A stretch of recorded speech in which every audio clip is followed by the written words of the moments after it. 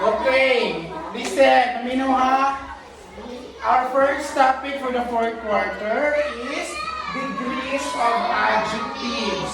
So you know already what is adjectives. The adjectives are words that describes persons, places, things, animals, and events. So it means the adjective daw, si adjective, ang pasabot ni adjective, ga-describe yaan, ga-sulti yaan sa mga utaw, persons, places, lugar, things, butang, animals, mga hayop, and events, ang mga yang hitabo. Amo yan si adjectives. Then there are 3 degrees of comparison. 3, pasabot sa 3, tulo pa. Okay, 3, tulo, 3 degrees of comparison. So the first degree of comparison, positive degree, comparative degree, and superlative degree. Again, what are the 3 degrees of comparison?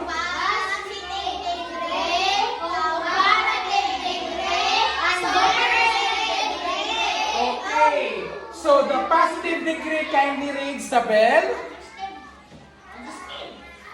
The positive degree.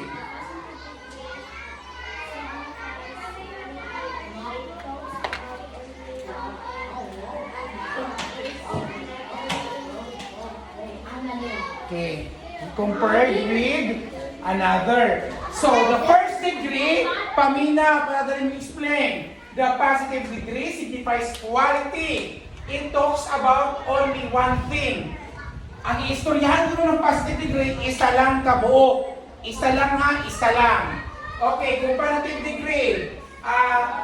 Meridon. Comparative degree.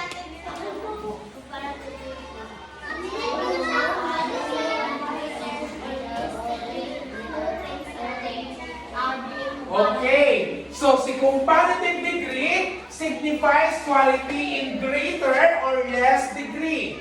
2 things are being compared. So pila ang iistoryahan na buong nani? Okay, duha.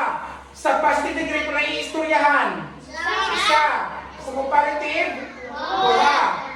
Okay, superlative? G din.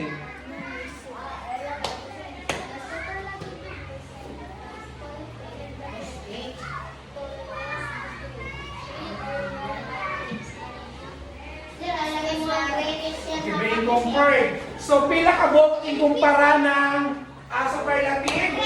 Okay, tulo pa.